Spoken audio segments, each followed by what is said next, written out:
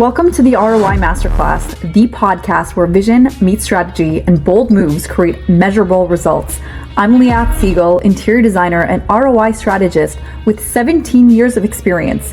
I help businesses transform properties and ideas into high-performing assets. This show is specifically for real estate investors, hospitality operators, and boutique developers who aren't afraid to take risks, challenge the status quo, and demand a return on every decision they make. Each and every week, we talk with innovators and leaders across industries about the strategies and the insights and really all the unconventional thinking that turns potential into profit every single time. If you believe that smart design, decisive leadership, and strategic risk are the keys to real ROI, you're in the exact right place. Let's dive in. Thank you so much for joining us. I'm so happy to have you here. I'd love to dive in first to who you are and how you got started in your business and what you do today and what keeps you doing what you're doing. Thank you so much for having me. I'm so excited. My name is Ekaterina. I'm a hotelier from the country of Georgia in Europe, and I am a founder of Panini Hotel, the first eco-friendly boutique hotel in the mountainous region of Georgia, a very touristy destination. I started the project development 10 years ago after I quit my government job.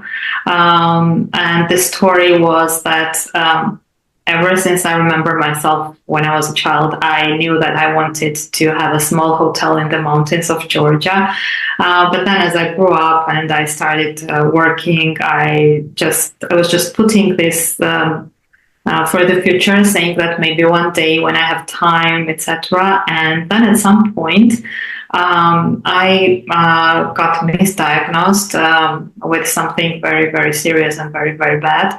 And during the time while I was waiting for my lab test results to come back before finding out that it was just a misdiagnosis, so for 3 weeks while I was waiting, I was thinking about my life and how short it would be. And the one thing that I was regretting the most was that I never really followed my childhood dream. And I just felt so sorry for that child version of me that never achieved the dream. And after 3 weeks, when I finally got the lab test results and it said that it was just a doctor's mistake and everything was fine, I thought of it as of a second chance. And I decided to use it wisely this time. So I just decided to follow my dream. And even though it seemed very, very difficult and even impossible, I just decided to start this project of my Panini Hotel. I quit my job. I made up a business plan, went to at least 8 banks to ask for the initial investment. It was a startup and I was an entrepreneur with no business experience. So obviously all of the banks just refused right away. And for about almost 2 years, I was just trying desperately to find an investment. And there were moments when I was just thinking that maybe it was a bad idea, but I never quit. And at some point, I managed to find the investment and started this project, developed the property within 3 or 4 years. It's in the mountainous region, so like 7 or 8 months a year there is snow, so it's not easy to make a construction in those conditions. But I still somehow managed to finish it, and then when we were opening, the pandemic started, which was obviously not a good timing. But I managed to survive even that. And it's been 4 years now that Panini Hotel is hosting guests in Mestia. And I can say very proudly that it's been one of the most successful hotels in the region. And I think that it's not just because, it's a hotel. There are many other hotels, but it's the concept, the idea, the interior, everything. I have really literally put my heart and soul in it. And I think this really matters, and your guests also feel that. And even though we have many competitors around, there are so many other hotels. I know it's a fact that the guests who come to us at least once, they absolutely come back, or they spread the word and they bring other travelers to our hotel, which makes us very proud. And I think it's very important to keep it in mind that when you are starting a business, it should not really concentrate just about your profitability, just about bringing profit to yourself. It should also consider the community, what role your business plays to the entire community, to the people who work for your hotel, to the guests who come to your hotel. And when you have all of that in mind, I think that's not impossible, but it's difficult to be successful. Wow, I have so many questions for you. What a journey that you've gone through. I think the first one I'm going to pick from the many is, why do you think that you overcame so much adversity? And if there was maybe one or two things that you can pick out of looking back at your experience that you can give to another hotelier and in innovation and just staying the course until they succeed? Well, I think the reason behind all this adversity and all the challenges that I have faced was to somehow make me stronger and make me realize how much I want what I was doing. If it was easy, I think that it would not have been, if it was not challenging, at some point I would lose interest. And it's, human nature. When you want something, more difficult it is to achieve that, more you want it. So I think that was it. And it taught me to be resilient, to be stubborn, to not stop and to come back and work even harder. Every time I got a no, whether it was from a bank or whether it was from a construction company or a design company or a furniture company, every time it was a no, I would just push back and I would do my best to make it the way I thought it was the best. And it taught me resilience. And I think that this is the lesson that I would really like to share with other entrepreneurs as well. Because in today's world, it's not just about having this one-of-a-kind idea or innovation, because it's like, let's be honest, it's very hard to come up with something that somebody else has not already come up with. So what makes you different and what makes your idea stand out and what makes your idea successful is how much you fight for it, how much efforts you put into it, and how much investment, whether it's financial or emotional or physical, you put into it. So that would be my lesson to other entrepreneurs, to be as resilient as possible, to never stop, to continue pushing back and working hard. And at some point, it will absolutely pay off. Amazing. It sounds like there's something very unique about what you do and the experience that you give guests. What is that thing that you feel sets you apart and gets them to know, like, and buy from you ultimately coming to your hotel versus going to another? Well, in today's world where travelers have this very sophisticated taste, because nobody travels just to take pictures and put on social media anymore, right? Everyone wants to feel the authenticity, wants to become part of the place where they are traveling. They don't just, go and take pictures and that's it. So it's important to provide that experience, and to provide that experience, whether it's your property, whether it's a hotel or anything, it should stand out. It should really be the part of where the guest is. I had a choice of using, let's say, cheaper materials in my construction, but instead I chose local wood and stones so that the hotel would be inside the place and it would not be like strangely outside of the bigger picture, so that the guests would feel like part of this place where they are. And I think, and then every single detail, every thing in the interior, whether it's tables, chairs, beds, I even did some things myself with my own hands. I was very, very much engaged in the process, whether it was painting or working on the furniture or some small accessories. And all of that has created this different, very unique, very individualized experience for the guests. And this is what brings them to my hotel instead of going to the hotels which are around us, which maybe have more rooms, because my hotel is a very small one. It's a boutique hotel. It only has 20 rooms. And there are hotels just opposite to us who have maybe over 100 rooms, but still we manage to have more income than they do, because the guests who go to those hotels, then they see our hotel and they want to move to us because it just, it makes them feel like they want to be there. And you can create that, whether it's the interior or the exterior or the service or the everything all together. It's up to you to create all of that for your guests. And if you do that, there is no way that you won't have many guests. It sounds like you literally infused your heart and your soul into absolutely, yes, yeah. That puts that in the right sentence. Absolutely, yeah. And I bet that guests can absolutely feel that when that energy, that care that you instill into your employees, also that service them as well. And I would imagine that and I love that you said that you are making more money than the next hotel, because that just shows more so how important the guest experience is.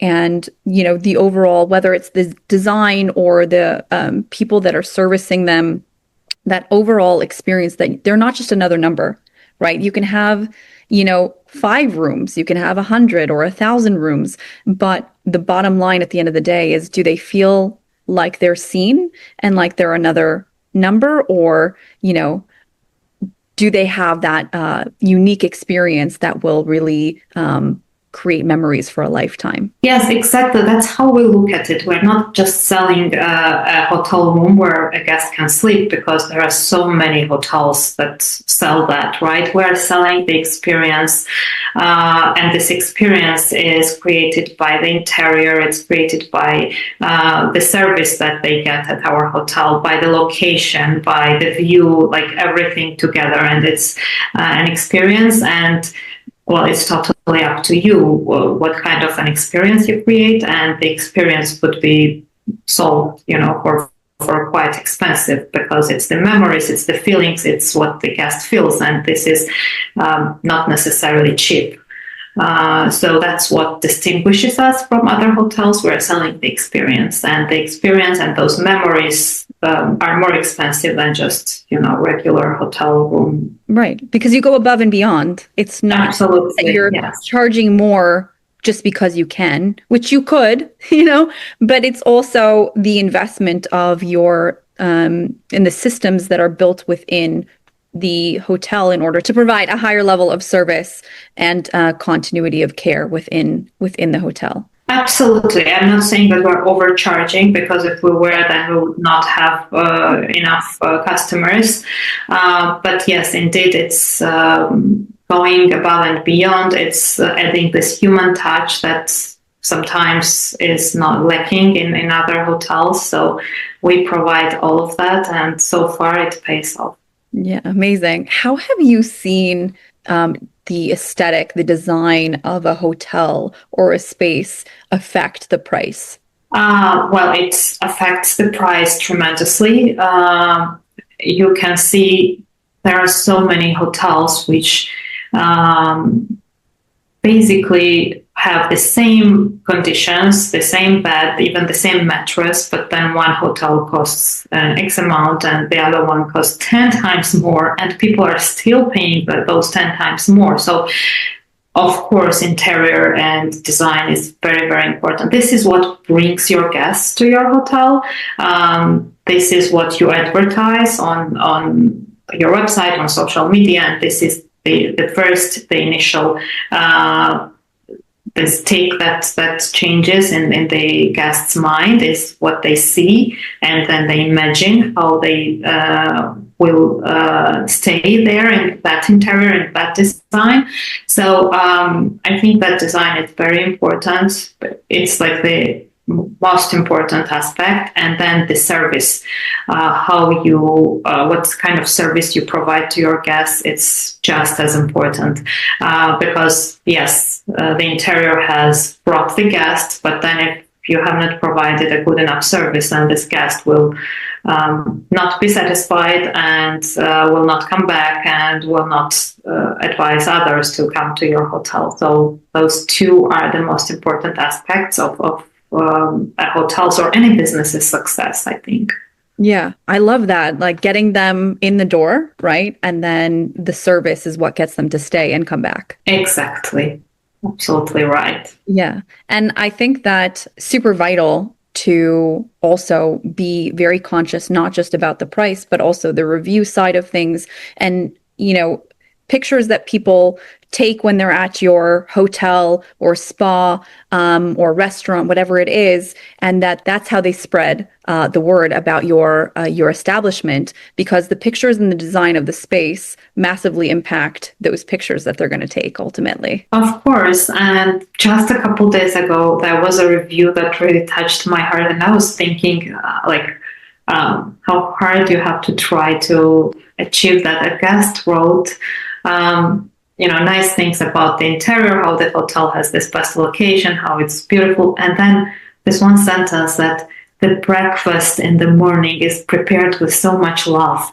Wow. And I was it made me feel so proud, because how can you measure like the amount of love that was put in the breakfast? It means that somehow we have really achieved something and we're doing something right. So, yes, it's very, very important, and those reviews are what brings more guests to us. So obviously, it's very important. Wow! And what aspects within the hotel maximize return on investment? Being able to charge the prices and being able to get those high reviews. Is there something specific in terms of the design or in terms of the service that really drive those results for your hotel? Well, in case of our hotel, because it's in a location which is truly unique and one of a kind, it's a UNESCO heritage site. So already we get many, many guests. It's in the mountains. So our emphasis is on regenerative experience, on having rest from this busy, stressful world, and we provide not just high quality mattress where you can sleep well, but also this peaceful and mindful service and design and interior and everything. So all of that obviously adds and makes us more, so to say, easier for us to decide to whether it's increase the price or a decrease. Yeah, I think it's mindfulness and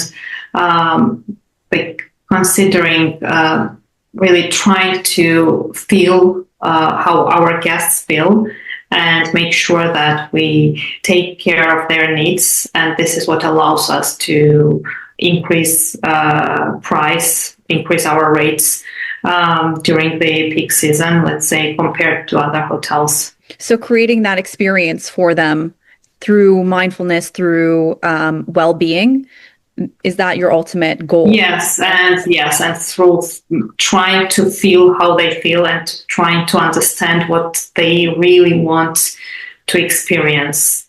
Trying to put ourselves in their shoes and make sure that we do everything that they need. So how do you do that? Like, how do you get that feedback from them? Do you survey them? I see that you're reading all the reviews yourself and taking it to heart. So that's fantastic. But how do you get a pulse on what they want and what they're looking for? We communicate, and this is also what's missing, especially in the chain hotels. You don't have this human touch anymore. And I think that hospitality is a field where it's very, very important to keep that human touch. We communicate. We ask our guests when they are checking in. We ask how was their trip, whether like to understand whether they are tired or maybe they're not, whether they want to maybe get a small drink in our restaurant or they want to go straight to the bed. So we try to understand through their responses what they would prefer, and then we try to adjust our service accordingly. We communicate as much as possible. We try to help. We make sure that they're not just staying at our hotel, but if they want to go on a tour or if they want to visit a museum, we help them. If they want us to help buy their tickets, so everything, where we make sure that their entire vacation, their entire experience is taken care of. So we go beyond just the hotel experience. It's also helping with the entire process. So it's more like a travel tour kind of an experience that we provide. I love that. I love that. I'm sure you guys are documenting everything and just seeing and adjusting, because that, I mean, even when we design a space, we'll go and we'll interview the customers.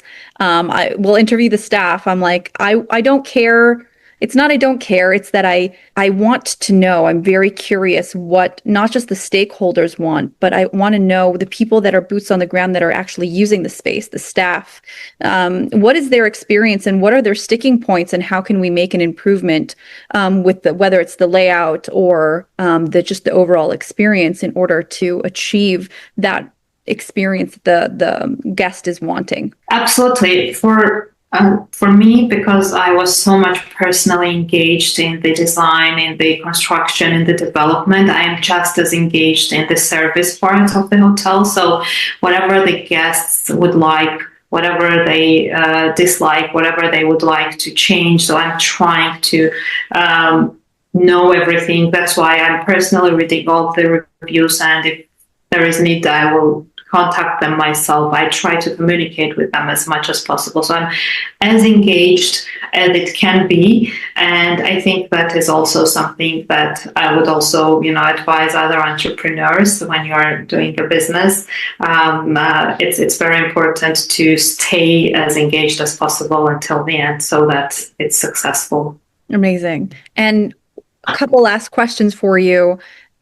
What has been one major challenge or, surprising thing that you have learned along the way, and how are you overcoming that? There have been many, many challenges. One of the most challenging facts was that in the mountainous region, it was very, very extremely difficult to find workforce because young people, they don't stay in the region. They prefer to go to the capital city to live there and study there, and then they don't come back. So it was very challenging. So instead of trying to find people in the capital and bringing them to work here, I chose to find local young people and train them, teach them, and invest in them, and make sure that they would want to stay and work in their own region, and kind of empowered them to stay. And we had almost no turnover in those 4 years of our business. The employees that started at our hotel are still working there, so I'm also very proud.